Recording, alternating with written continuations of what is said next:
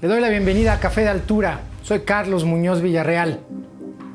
El proyecto de construcción del acueducto Independencia en Sonora se ha vuelto uno de los casos de conflicto por el agua más sonados en los últimos tiempos en nuestro país. Involucra a distintos usuarios de agua para fines urbanos y agrícolas, entre ellos a pueblos de la tribu Yaqui y a distintos actores gubernamentales. Está en marcha una consulta que debe ayudar a resolver el conflicto, y sobre esta y sus implicaciones vamos a conversar el día de hoy con Juan Pablo Gudiño, funcionario de Semarnat.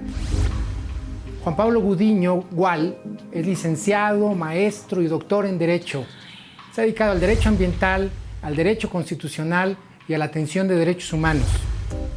Ha trabajado en el pasado como director general adjunto de Legalidad Ambiental de la Secretaría de Medio Ambiente y Recursos Naturales, la Semarnat, como asesor de la Comisión de Protección Ambiental del Congreso del Estado de México y como director general de la empresa Outsourcing Ambiental. Actualmente es el director general adjunto de Igualdad y Derechos Humanos en la Unidad Coordinadora de Participación Social y Transparencia de la Semarnat y como tal funge como coordinador general para la facilitación del proceso de consulta de la tribu Yaqui sobre la construcción del acueducto Independencia. Juan Pablo, te agradezco que estés aquí para platicar de este tema, creo muy interesante, del acueducto Independencia en Sonora y lo que implica en términos, por un lado, del agua y por otro lado, de la participación, de la participación social e indígena. Gracias por estar aquí. Al contrario, Carlos, para mí es un placer, un privilegio poder estar aquí contigo. Te pediría que contextualizáramos un poquito de qué estamos hablando. ¿Cuál es el punto de partida de este proyecto de acueducto Independencia allá en Sonora? ¿De qué se trata? ¿Qué involucra? Bien,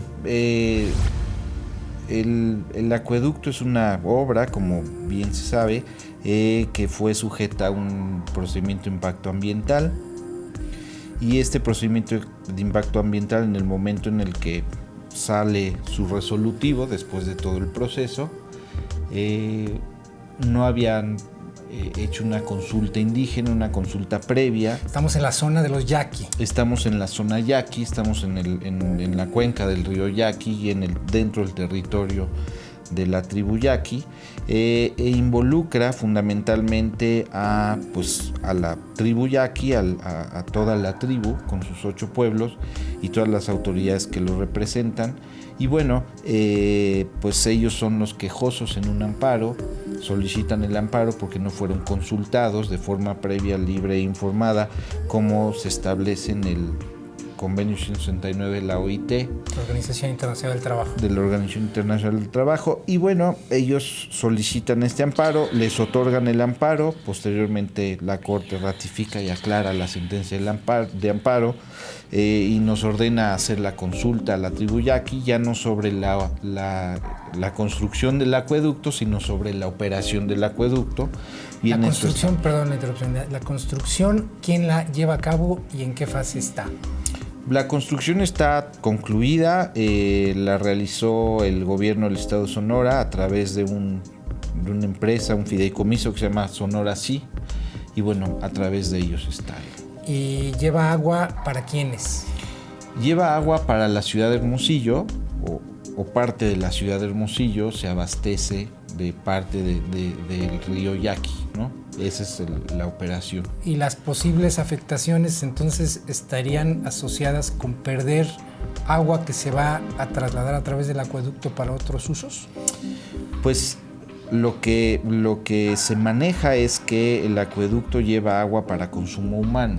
Eso es lo que se dice. Entonces de ahí provienen los problemas de afectación, porque hay una colisión de derechos entre los derechos que pueda tener los habitantes de Hermosillo y el derecho que pueda tener la tribu Yaqui, que también utiliza el agua para consumo y para producción agrícola, ¿no? Hay involucrados consumo entonces humano a ciudades, consumo agrícola. Consumo humano a ciudades, consumo humano a los yaquis y consumo agrícola y también usos tradicionales del agua, que esta es una parte muy importante para que... ¿Qué quiere decir eso? Que la cultura de los yaquis prevalezca y que no afecte a sus derechos de subsistencia como cultura. Es decir, ellos tienen un rito ancestral, por dar un ejemplo, que es la fiesta de San Juan Bautista. Entonces utilizan el agua del río Yaqui para hacer el rito ancestral de la fiesta de San Juan Bautista y aducen que el quitarles el agua puede afectarlos también culturalmente, no solamente económica y humanamente respecto a la vida, que es el derecho que más podrían ser afectados, ¿sí?, sino de forma cultural también. ¿Cuándo entonces, ya nos dijiste de alguna manera por qué a petición de la tribu Yaqui, pero cuándo inicia entonces este proceso de consulta que me dices es ahora ya no sobre la construcción, sino sobre la operación? Porque la construcción ya está.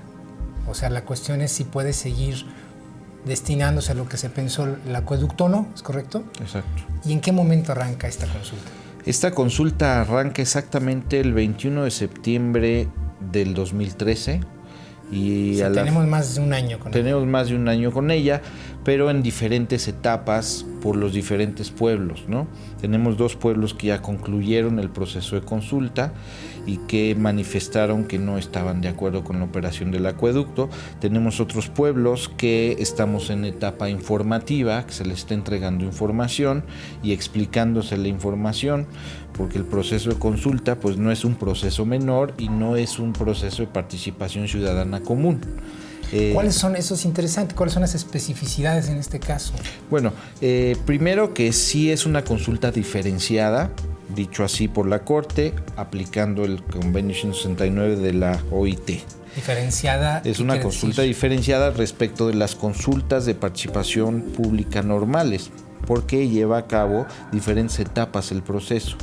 El proceso se inicia desde la notificación y acuerdos previos con la tribu, que es solicitar el permiso para entrar al territorio, y culmina con un documento que nos entregan en la etapa final sobre manifiestan su consentimiento previo, libre e informado, o no otorgan el consentimiento, ¿no? En este caso, libre e informado.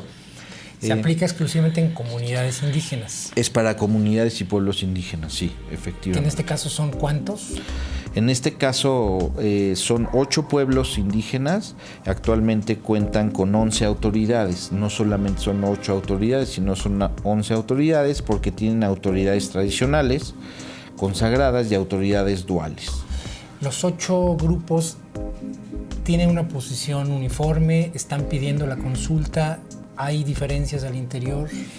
La consulta sí se pide por los 8 grupos, no obstante hay algunas diferencias al interior y hay unas diferencias de políticas tradicionales respecto de ellos, y por eso hemos tenido que dividir la consulta en 3 grandes grupos. Los grupos que están a favor del bloqueo, que están en el bloqueo carretero. ¿Tomó una carretera? Se tomó la carretera... ¿De manera de presión, entonces? Sí, que va a Nogales, Sinaloa, Nogales, como forma de presión tomaron la carretera. Hay grupos dentro de la tribu que no están a favor de ese bloqueo, y hay grupos que no se manifiestan a favor o en contra del bloqueo y son los que han concluido el proceso de consulta. Se tendría entonces que continuar con esta fase de información para los que están todavía en ella. Después tendrán que opinar. Exactamente. Más bien el concepto o el acto no es solamente emitir una opinión, sino emitir directamente que si otorgan o no su consentimiento respecto de la operación del acueducto. ¿Qué es distinto que una opinión? ¿Qué es distinto que una opinión? Por supuesto que es completamente distinto una opinión. Estamos hablando de que si otorgan o no su consentimiento, pues es un acto que debe de ser tomado en cuenta al emitir un nuevo resolutivo de impacto ambiental, porque dejaron sin efecto el resolutivo de impacto ambiental, no todo el proceso de impacto ambiental. Lo que está entonces, de alguna manera, si entiendo bien, dirimiéndose es la posibilidad de ejercicio de la tribu yaqui a partir de ciertos derechos otorgados, digamos, algún arreglo para hacer funcionar el acueducto o decididamente dejarlo sin funcionar, ¿es cierto? Puede terminar en ello la resolución que se emita, es probable, o puede haber una resolución, digamos, parcial, puede ser, ¿no? De si se abre el acueducto en ciertas épocas del año se cierra, o puede haber una resolución donde se cierra, o puede haber una resolución donde se diga que se abre permanentemente la llave, ¿no? En esas tres oportunidades estaría la autoridad ambiental que decidir. Sí me interesa mucho como dejar claro qué es el proceso de consulta, porque no es la única consulta que llevamos. Si bien es cierto que es un parangón, es un parteaguas para los derechos humanos de este país, evidentemente lo es. Es un caso muy importante para el futuro también. Sí, pero tenemos mucho más procesos de consulta. Y bueno, la consulta, como la hemos estado manejando al interior de Semarnat, y porque las autoridades así nos lo han instruido, es que es un proceso pacificador y es un proceso democratizador. Por fin en este país a los pueblos y comunidades indígenas se les sube a la mesa para ser escuchados y se les da voz. Y eso lleva así a procesos pacificadores dentro de todo lo que es las comunidades y pueblos indígenas y la relación que tienen con el Estado. Son escuchados en las decisiones fundamentales de este país, y eso es muy importante para México y más para el estado en el que están las cosas ahora, ¿no?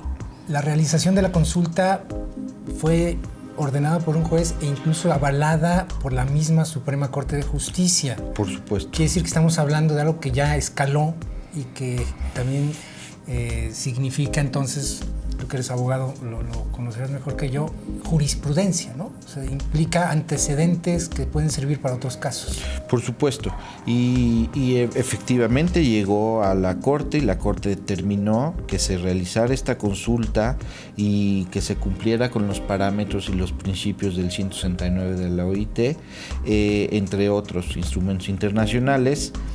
Pero no solo se quedó en eso, sino también ya presentamos el caso en la Comisión Interamericana de Derechos Humanos sobre el proceso de consulta, y bueno, han sido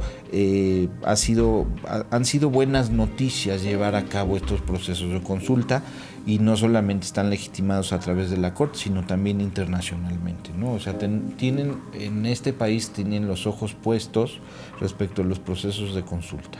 ¿Cómo se lleva a cabo? ¿Es una consulta a través de asambleas, de manera oral? ¿Cómo se formaliza?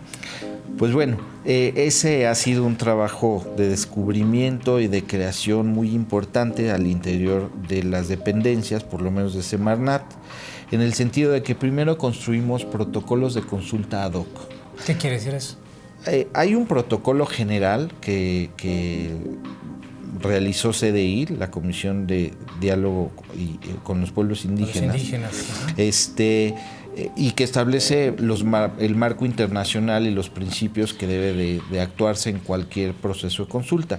No obstante, todos los pueblos y comunidades indígenas en este país son diversos, entonces tenemos que construir protocolos ad hoc, porque otra de las características fundamentales de los procesos de consulta son los procesos de negociación. Con las consultas indígenas se negocia absolutamente todo, desde poder entrar al territorio, como decía hace un momento, hasta negociar cómo se van a llevar a cabo los procesos y bajo qué reglas de juego. Eso es un acto también muy democratizador, es decir, ponemos en la mesa las reglas del juego y negociamos si estamos de acuerdo o no. Es el primer acto de la consulta, el más fuerte. Aceptar los protocolos y cambiar los protocolos cuando se deban de cambiar. El caso de la consulta yaqui fue un ejemplo muy importante, porque muchos pueblos aceptaron el protocolo que presentamos y otros nos solicitaron cambios, y los cuales tuvimos que negociar los cambios para los alcances del proceso, ¿no? Y en eso están documentados todos estos procesos, ¿no? Entonces, una vez que se negocia el protocolo ad hoc para el pueblo específico, entonces se echa en marcha el proceso, que consta de 4 etapas fundamentales: la de acuerdos previos, a la que ya me referí.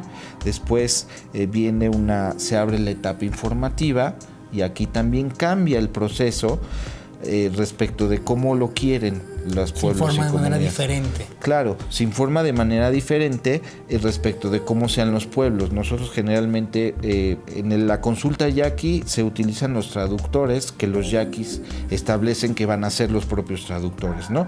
Entonces se presenta la información en español, se hacen mesas técnicas para bajar la información de forma culturalmente adecuada y que pueda ser asequible a todos y entendible para todos.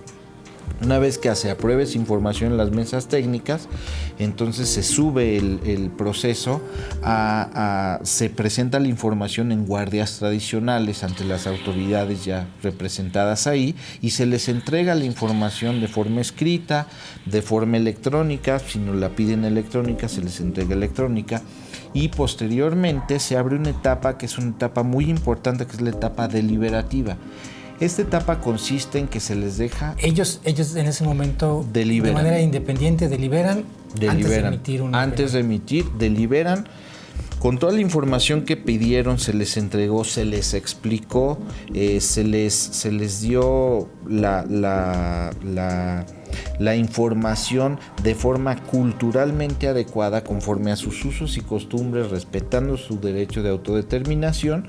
Entonces ellos manifiestan, se juntan conforme a sus usos y costumbres, deliberan sobre el proceso de la consulta, sobre el proceso de la información, y al final nos entregan un escrito diciendo: ya deliberamos y este es nuestro. Ahora, esto que tú estás planteando suena, sí, efectivamente muy, muy democrático, pero por otro lado, el proceso, no necesariamente la consulta, pero sí todo el proceso de la construcción de la obra y lo que ha venido después, ha tenido un componente muy difícil. Incluso hay casos de algunos líderes yaqui que están detenidos y cuyas detenciones han sido muy cuestionadas. ¿No tendría que haberse entonces procedido así desde el inicio? ¿No hay un problema de origen también aquí? Puede haber un problema de origen en cuanto a que la consulta no fue previa a la construcción, y entonces estamos hablando de una consulta que es respecto de la operación. Eso es innegable y eso es información pública, por eso estamos ahí, ¿no? Pero los actos que por los que han perseguido a estos líderes yaquis que forman parte de la tribu yaqui, y que se han sentido coaccionados, y por eso nos han solicitado suspender temporalmente el proceso hasta que dejen de existir actos de coacción, o en el momento en el que ellos nos pidan que reanudemos el proceso, tendríamos que reanudarlo. Pues han sido actos por persecuciones de delitos del orden común, del fuero local, de la Procuraduría Estatal de Sonora, que está persiguiendo estos yaquis. ¿Pero no puede estar contaminado el proceso de alguna manera? Precisamente por eso se suspendió el proceso, precisamente para que no se contaminara el proceso, ¿no? Se tuvo que hacer la suspensión del proceso para que éste no se contaminara y pudiera seguir su curso bajo el principio de libertad en el momento en el que ellos no lo solicitaran. ¿Cuáles son, de manera muy, muy simple, cuáles son los posibles desenlaces de la consulta? O sea, escenarios en los cuales esto puede terminar.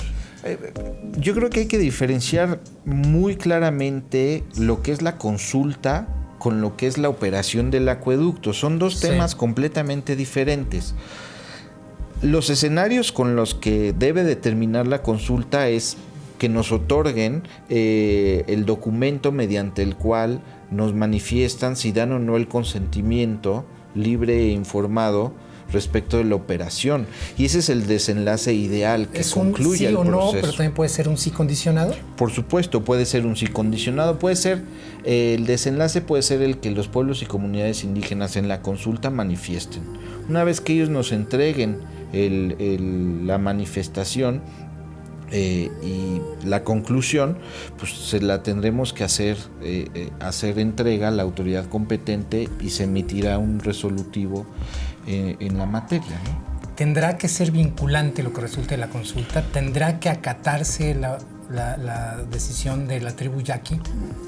Es un tema importante. Por supuesto, más que un tema vinculante y obligatorio, es más bien un tema de ponderación de derechos. Se van a tener que ponderar los derechos respecto a la tribu yaqui con respecto a los ciudadanos de Hermosillo. Entonces todavía faltaría ahí un capítulo previsiblemente difícil también, ¿no? Previsiblemente difícil hasta que se acabe este asunto. Los capítulos que tengan que venir van a ser. En el tema de la consulta, nosotros concluimos con el proceso entregando el documento. Pues habrá que seguirle dando seguimiento. Creo que el tema es importante, como tú dijiste, va incluso más allá del caso mismo. Y creo que es muy interesante y desde un punto de vista también de sustentabilidad. ¿Qué sucede con eso? Por supuesto, cultural, social, de participación social, de gestión del agua. Gracias por estar con nosotros, Juan Al contrario, Pablo. Carlos, para mí ha sido un honor. Muchas gracias. Es Juan Pablo Gudiño, de la Semarnat, quien está coordinando esta consulta con la tribu yaqui a propósito del proyecto de Acueducto Independencia en Sonora. Gracias por estar con nosotros. Lo esperamos en nuestro próximo Café de Altura.